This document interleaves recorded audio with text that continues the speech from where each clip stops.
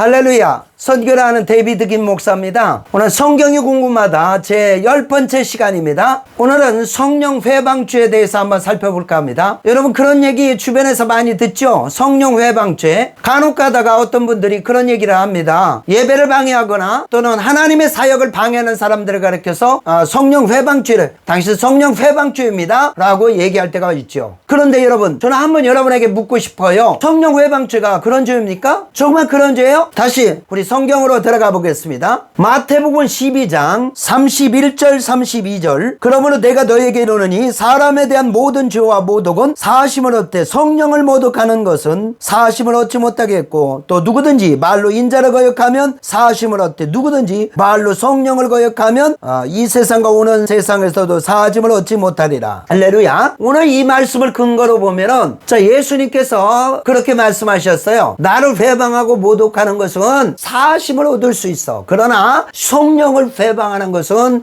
사하심을 얻지 못한다. 지금 이 세상뿐 아니라 오는 세상에서도 너희가 결코 사하심을 얻지 못한다 라고 말씀하셨어요. 이 세상에 수많은 죄가 있어요. 그런데 용서받는 죄가 있고 용서받을 수 없는 죄가 있어요. 예수님이 십자가를 지시면서 예수 믿으면 다 용서받을 수가 있어요. 그런데 여러분 용서받지 못하는 죄가 있어요. 이게 바로 성령 회방죄입니다. 오늘 예수님이 하신 말씀을 보면 이 성령 회방죄라고 하는 건 무서운 죄예요.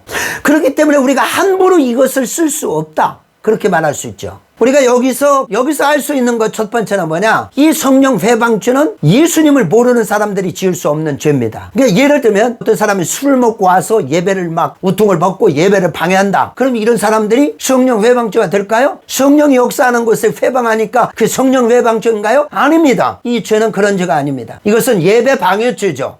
예수 믿지 않는 사람들은 절대로 이 성령 회방죄에 들어갈 수 없어요. 왜? 그들이 지금은 예수를 모르기 때문에 예수를 믿으면 예수 믿고 구원받는 거예요. 예수 믿으면 다 사하심을 얻을 수 있다는 거죠. 그렇기 때문에 예수 믿지 않는 사람, 예수를 모르는 사람, 그런 사람은 성령 회방죄에 들어가지 않습니다. 그러면 예수 믿는 사람은 이것이 해당될까요? 우리가 그렇잖아요. 내가 예수 믿는 사람이지만 나도 모르게 교회에서 마찰을 일으키고 또 의견이 충돌돼서 막 목사님이 하는 사역에 또는 뭐 그런 거에 얘기를 하다 보니까 나도 모르게 격해져서 막 문제를 일으켰다 이거예요. 그러면 이 사람이 성령 회방죄가 될 수 있나요? 역시 이것도 안 됩니다. 예수 믿는 사람은 성령 회방죄를 지을 수가 없어요.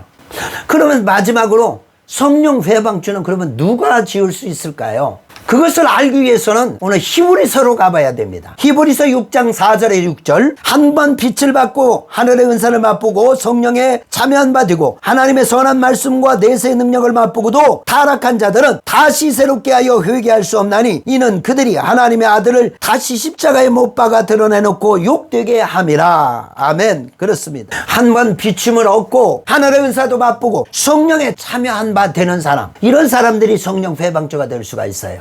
이게 무슨 말인가요?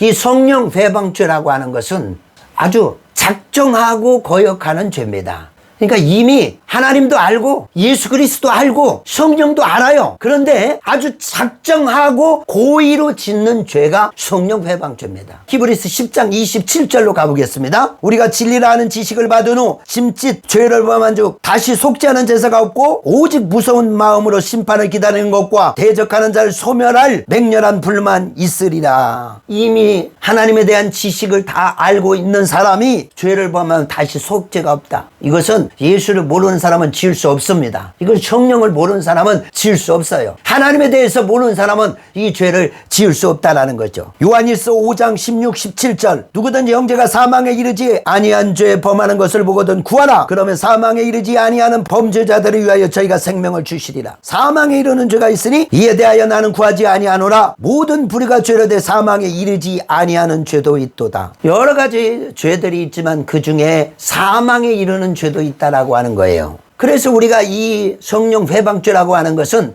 아무 그냥 예배 방해하고 목사님 사역에 방해하고 성령 사역을 방해하는 사람을 성령 회방죄로 넣을 수 없다라는 거예요. 왜 그러냐면 이것은요, 만약에 여러분들이 그 말을 하게 되면 그 사람은 영원한 지옥불에 떨어지는 거예요. 다시는 회개할 수가 없어요. 다시는 이게 번복이 안 된다니까요. 그렇기 때문에 이 말은 함부로 얘기해서는 안 되는 거지요. 그러면 누가 이런 죄를 짓고 있을까요? 예수님 당시의 바리새인들이었습니다. 이 예수님 당시의 바리새인은요, 예수님이 누구라는 걸 알고 있었어요. 그런데 아주 작정하고 예수를 잡아 죽이잖아요. 예수님이 하는 사역을 아주 전적으로 방해하잖아요. 그래서 예수님이 이들을 가르쳐서 성령 회방죄다 그랬어요. 너희들이 나를 거역하는 건 괜찮아. 근데 성령을 모독하고 성령을 회방하는 이 죄는, 아주 너희가 작정하고 짓는 죄는 절대로 용서받을 수 없다. 그렇게 얘기하고 있죠. 그러면 또 우리 주변에 이런 성령 회방죄를 짓고 있는 사람이 누가 있을까요? 바로 그것은 이단들입니다. 예를 들어볼까요? 예전에 전도관에 박태선 장로, 이런 사람들이 있지 않았습니까? 이런 사람들 처음에는 예수 잘 믿던 장로였어요. 그런데 그가 나중에 점점 교만해서 제가 하나님이라고 하잖아요. 자기가 성령이라고 하잖아요. 이미 자기는 자기가 아니다는 걸 알고 있어요. 그런데 자기가 작정하고 죄를 짓는 거예요. 그래서 이단들입니다. 이단의 우두머리, 이단의 핵심적인 사람. 이단도요, 모르고서 미혹돼서 가는 사람들은 이런 죄에 해당되지 않습니다. 그러나 이단의 아주 수기들, 아주 머리들, 이런 사람들은 성령 회방죄예요. 자기가 하나님이다, 자기가 예수다, 자기가 이긴 자다, 자기가 성령이다 라고 얘기하는 사람들은 다 성령 회방죄예요. 왜? 작정하고 죄를 짓고 있기 때문에. 그래서 이런 사람들은 영원한 지옥 뿌리고, 이런 사람들은 사함을 받지 못하는 것입니다. 그런데 우리가 이 죄를, 이 엄청난 죄를 아무에게, 성도들에게, 예수 믿지 않는 사람들에게 또 나의 사역을 방해한다고 해서 함부로 이것을 정죄하면 되겠습니까? 그러면 그건 큰일 나죠. 그거는 있을 수 없는 얘기입니다. 제가 한번 여러분에게 물어볼게요. 사도행전 4장에 나오고 있는 아나리와 삽비라는, 그러면 그 사람은 성령 회방죄 아닙니까? 여러분, 이것을 이해하기 위해서는 아나리와 삽비라가 살던 그 시대로 돌아가 봐야 돼요. 이제 막 교회라고 하는 것이 시작되게 되는 거죠.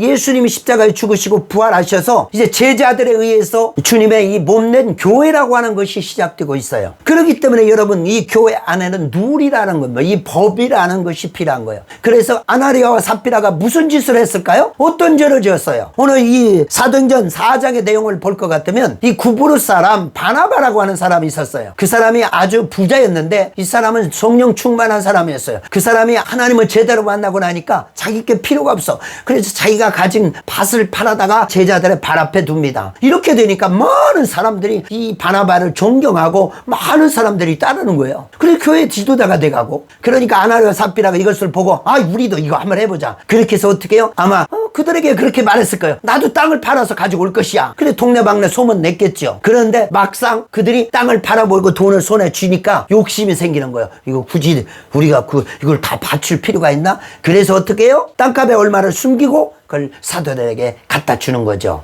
그때 성령께서 베드로를 통해서 알게 하시는 거예요. 딱 보니까 알 수 있잖아요. 베드로가 얘기한 거예요. 왜 네가 성령을 속이고? 3절, 5장 3절, 베드로가 이르되 아나리아야, 어찌하여 사탄이 내 마음에 가득하여 내가 성령을 속이고 땅값 얼마를 감추었느냐? 땅이 그대로 있을 때는 네 땅이 아니며 판 후에도 네 마음대로 할 수 없더냐? 어찌하여 이를 네 마음에 두었느냐? 사람에게 거짓말한 것이 아니오 하나님께로다. 아나리가 이 말을 듣고 엎드려져 혼이 떠나니 이 일을 듣는 사람들이 다 크게 두려워하더라. 그렇습니다. 아나리아는요, 이 땅 반도를 숨겼다가 성령을 속인 거죠. 여러분, 성령 속인 거하고 성령을 모독하는 거하고는 이거는 차원이 틀린 거예요. 교회가 잘 이루어가고 있는 이 시점에 아나리아 삽비라가 이 교회를 흠집내는 거죠. 시작도 하기 전에 교회가 더럽혀지는 거예요. 그래서 규율을 세우는 거예요. 너희가 하나님을 속이면 안 된다. 우리가 하나님 앞에 정직하고, 적어도 크리스찬들은, 교인들은 주님 앞에서는 바른 모습으로 살아가야 된다는 걸 우리에게 보여주고 있는 거예요. 그래서 이것은 우리에게 무엇을 알려주고 있느냐? 우리가 하나님을 속이면 그 자리에 죽을 수 있다는 걸 이 아나리와 삽비라를 통해서 보여주는 거예요. 만약에 우리가 예배를 드릴 때 딴 마음을 품고 있다, 성령을 속이는 거죠. 그러면 그 자리에서 죽어나갈 수 있습니다. 그렇기 때문에 법대로 한다면, 원래대로 교회 안에서 이 법이 실행된다면 예배 한 편 드리고 나면 수많은 사람들이 시체가 되어서 죽을 수도 있어요. 왜? 우리가 하나님을 속이고 성령을 속이는 자들에게는 이러한 벌이 있을 수 있다라는 거죠. 그런데 다 그렇게 하지는 않아요. 시범 케이스라는 거 여러분 아십니까? 이 아나리와 삽비라는 시범 케이스예요. 너희들이 예배 똑바로 드리지 않으면 이렇게 죽을 수 있다. 하나님을 속이면 이렇게 죽을 수 있다. 언제든지 하나님이 너희를 칠 수 있다라는 걸 우리에게 보여주는 거예요. 그렇게 해서 이것을 통하여 우리가 거울이 되어서 하나님을 속이려고 하지 말아야 되겠다. 우리가 정말 주님 앞에 정직해야 되겠다라고 하는 것을 아나리와 삽비를 통해서 보여주고 있는 거예요. 거예요. 그래서 이 사람이 지옥 갔느냐? 이것은 성경이 말하고자 하는 것이 아닙니다. 저는 개인적으로 아나레와 삽비라는 천국 같다고 생각해요. 왜? 여러분 왜 그렇습니까? 이 사람들 예수 믿은 사람이에요. 순간적으로 땅 판 돈을 일부를 떼어먹어서 하나님께 드렸어요. 그런데 이 사람이 지옥 간다면 우리가 11조 떼어먹고 우리가 하나님께 드린다고 다 안 드린 거 얼마나 많습니까? 이 사람들 다 지옥 갑니까? 그런 뜻이 아니에요. 성경 그런 뜻이 아닙니다. 오늘 이것은 우리에게 시범 케이스요. 너도 언제든지 하나님이 죽일 수 있어. 그런데 안 죽이는 것뿐이야. 하나님 우리를 용서하시고 우리를 이해하시기 때문에 우리에게 기회를 주시기 때문에 그래서 우리가 다시 회개할 수 있는 기회를 우리에게 주시는 거예요. 그렇기 때문에 여러분들이 아나리와 삽비라를 향해서 돌을 던져서는 안 됩니다. 저 사람들은 나쁜 사람이야. 여러분 이게 똑같은 말이 어디가 있어요? 이스라엘 백성들이 홍해를 가르고 나와서 가나안 땅에 들어가기 전에 광야를 거치죠. 그런데 광야에 40년 동안을 헤맸던 사람들이 다 죽고 가나안 땅에 들어가지 못합니다. 그리고 새로운 세대가 일어나서 가나안 땅에 들어가죠. 그리고 어떤 사람들은 또 그렇게 질문해요. 가나안 땅에 죽은 사람들은 천국 못 갔다. 그렇게 얘기하는 사람도 있어요. 아닙니다. 이것도 그런 뜻이 아닙니다. 우리가 하나님 앞에 불순종하면 축복을 얻지 못하는 것, 가나안 땅의 이 축복, 하나님이 준비한, 하나님이 예비한 축복을 받을 수 없다는 거 우리에게 보여주는 거지. 그 300만 명이나 되는 그 많은 사람들이 다 지옥불에 떨어졌다? 그렇게 얘기할 수는 없는 거죠. 성경이 말하고자 하는 건 그런 관점이 아니에요. 그들이 범죄함으로 원망하고 불평하다가 다 광야에서 죽었더라. 그렇게 성경이 얘기하고 있는 거지요. 이것이 지옥 같다, 천국 같다를 얘기하고자 하는 것은 아닙니다. 아나리와 삽비라도 마찬가지예요. 그런 지옥 같다, 천국 같다, 그런 내용이 아니에요. 이 사람이 성령을 속이고 하나님을 속이니까 하나님께서 그에게 벌을 내셔서 죽음을 내린 거예요. 그렇기 때문에 우리도 역시 매일매일 예배 잘못 드리면, 우리가 하나님 뜻대로 살지 않으면, 우리가 신앙생활 제대로 하지 않으면 그 다음날 죽을 수도 있는 거예요. 다만 하나님이 인애를 베풀어서 그렇게 하지 않는 것뿐입니다. 그러므로 우리가 하나님의 전적인 은혜이죠. 매일매일 눈을 뜨고 아침을 맞이할 수 있다는 것은 여러분 하나님의 축복이고 하나님 얼마나 여러분을 사랑하시는가를 우리가 깨달아야 될 줄 믿습니다. 자, 말씀을 마무리하고자 합니다. 여러분, 성령 회방죄는 그렇게 함부로 우리가 얘기할 수 있는, 우리가 다른 사람에게 청조할 수 있는 그러한 죄가 아니에요. 이것은 엄청난 죄입니다. 이것은 일부 사람들만 해당되는 그런 죄목입니다. 예수 믿지 않는 사람, 예수를 모르는 사람들은 해당되지 않습니다. 또 예수 믿는 사람들은 또 해당되지도 않아요. 그러면 누가? 아주 작정하고 거역하는 죄입니다. 이것은 제 해석이 아닙니다. 이전부터 모든 믿음의 선질들, 교부에서 시작해서부터 칼빈에 이르기까지, 그리고 그 이후에 모든 믿음의 선진들이 성령 회방죄랑 그렇게 다 정의를 내리고 있는 것입니다. 그렇기 때문에 여러분, 이 성령 회방죄라고 하는 것은 예수 믿는 사람은요 무서워할 필요가 없습니다. 그리고 여러분 함부로 이 단어는 사용하지 않기를 바랍니다. 할렐루야. 이제 아시겠죠? 성경은요 알고 나면 쉬운 겁니다. 자, 다음번 예고를 해드리겠습니다. 제 11번째 성경 궁금하다. 다음 주제는요 에녹에 대해서 살펴볼까 합니다. 여러분, 에녹이라는 사람을 아십니까? 그가 300년 동안 하나님과 어떻게 동행할 수 있었죠? 그리고 그가 낳은 아들의 이름이 무드셀라라고 하는데 거기에 어떤 비밀이 숨겨져 있는가? 그 아들을 낳던 날 무슨 일이 있었는가? 다음 시간에 이것을 시원하게 파헤쳐 드리겠습니다. 기대해 주시기 바랍니다. 할렐루야. 여러분, 구독과 좋아요를 눌러주시기 바랍니다. 요쪽에 있어요. 요쪽에. 여러분 이것을 눌러주시면 제가 더 잘할 수 있어요. 할렐루야.